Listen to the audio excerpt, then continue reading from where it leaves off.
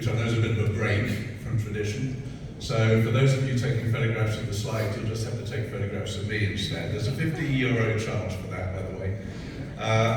Thank you very much for your attention. I know some of you probably had a few beers and wines last night, so it's an opportunity, as I'm not putting slides up, just close your eyes and just relax, and you can listen to me for a bit.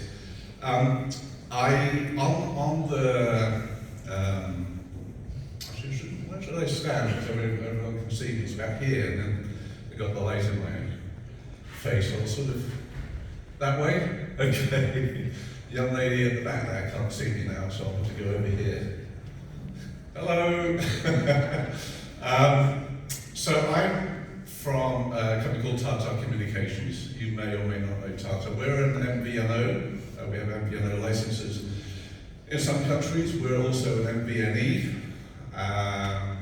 And we also are a network operator. We have network licenses in various countries.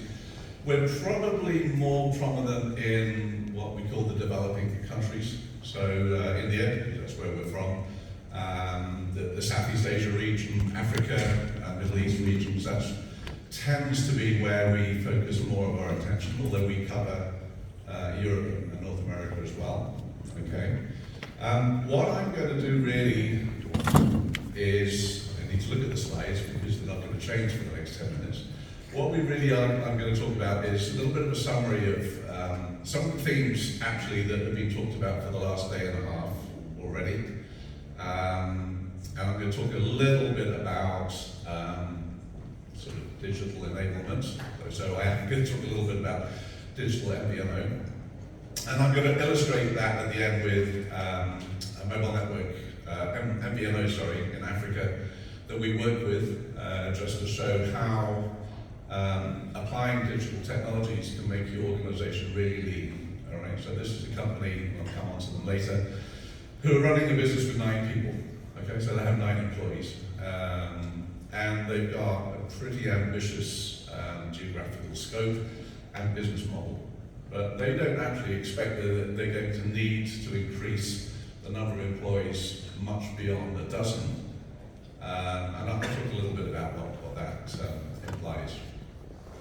So, at the beginning of this session, not this session, but mvno World Congress yesterday morning, Dario Tomazio was talking about what are the kind of fundamental criteria, if you like, for mvno. And he was still talking about this idea of a niche, a specific niche that is served by an mvno. So I think we all acknowledge that the days of the discount mvno are sort of going. So if you're just selling discount minutes, that's not really a model which is sustainable. Because anyone can do that. You or I, or anyone in this room could actually set up as an mvno, just offer cheap minutes. So that's not really a differentiator that we see. For us now, the new model for mvno rests in the enterprise space. And what I mean by that, and Monsieur Volatile was just talking about this, a car company would be an mvno, an airline would be an mvno, a travel company would be an mvno. Actually, that was, I think Dario did mention that on some of his slides as well. So we see the mvno model in a slightly different light, or perhaps you all see that in the same light that we do.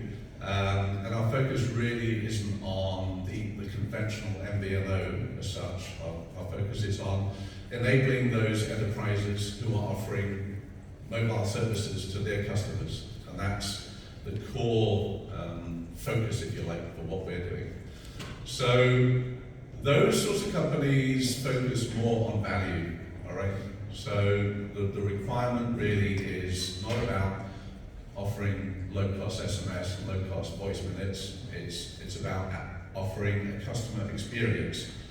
And actually, Shah, in the couple of presentations ago, was talking something about this. So the customer experience is now the differentiator. The value associated with the services is the differentiator, all right?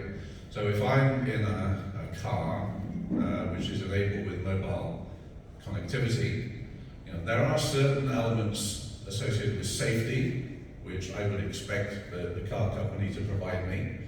And there are also certain elements associated with infotainment, and my driving experience, which I would expect is a value add associated with what the car company is offering me. If I am, let's talk about roaming for a moment. If I'm an airline, and obviously airlines offer travel services, but they can offer a whole bunch of peripheral services as well. Nowadays, when you book your flight, you're offered insurance, you're offered car hire, you're offered hotel options, etc., etc.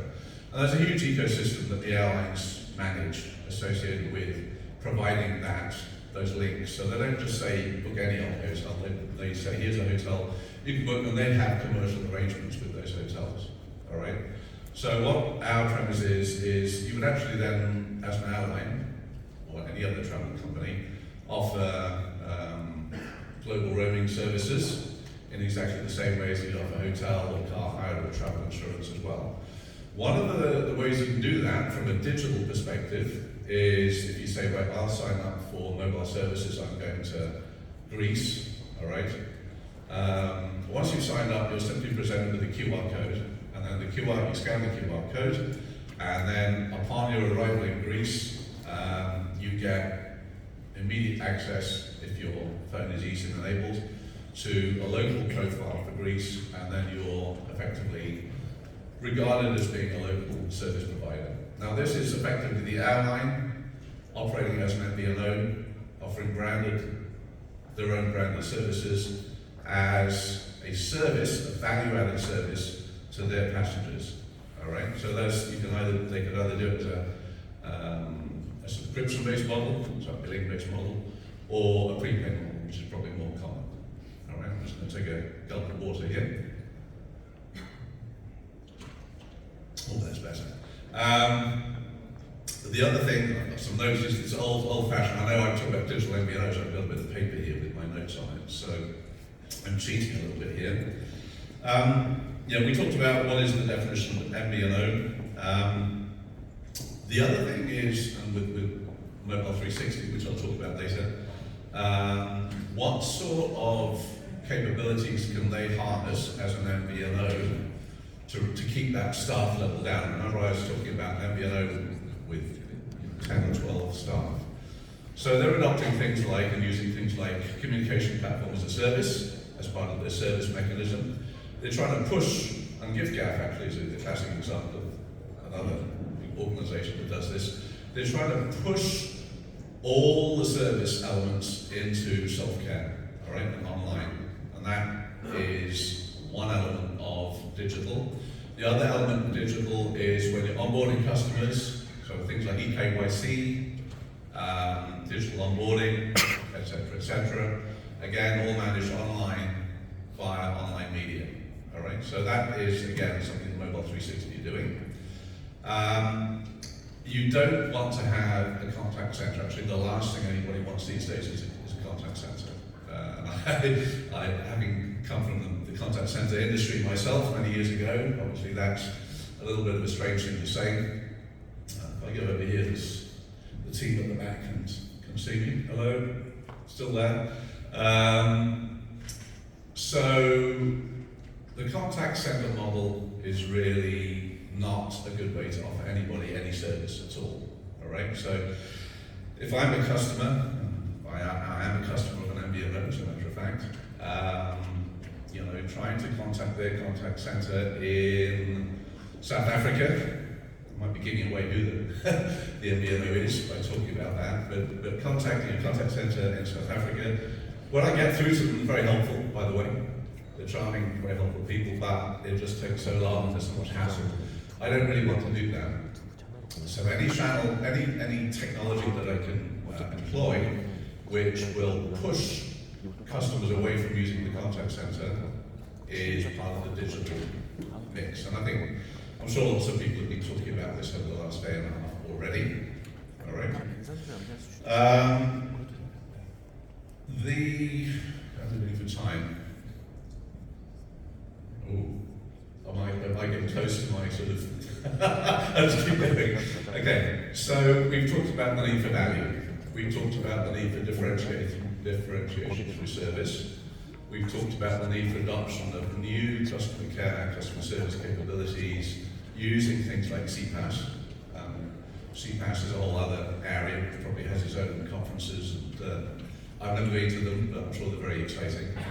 And the last thing I want to talk about is this company in South Africa, M360. So M360 is a company we work with so we're the MVNE for them.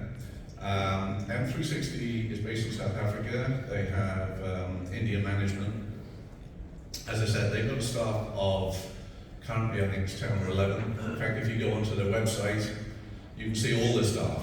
Say, who are we, or whatever the little button on the website is, and you can see every single member of staff with the photographs and what they do. All right. They focus on the travel market. And when I mean the travel market, they've got various subsegments of the travel market. One of those is students coming from India and Africa who are studying in Europe. So that's, again, going back to what Barry was saying at the very start of mvno World Congress, it's a niche which they're focusing on. Another area that they're focusing on is business travelers, okay? So again, with a geographical focus and geographical scope. So these are people traveling from Africa to Europe primarily, but also potentially traveling from Europe to Africa and India as well. So that's kind of their speciality. Now, in the case of business travelers, some tourists, business travelers, usually these are quite short-term, like 1 week, 2 week assignments. In the case of students traveling, obviously it's a very different market, very different model, because the students could be studying for 3 or 4 years at a university in Europe. So they're able to manage both actual very different segments using their own single platform with our mvno services behind it. Okay. They are operating with, as I say, 10 or 11 staff at the moment. They have expectations to grow, so obviously the business travelers are kind of casual subscribers, but the students are slightly longer term. Around about 140, 150,000 subscriber base, that's kind of where they're aiming at.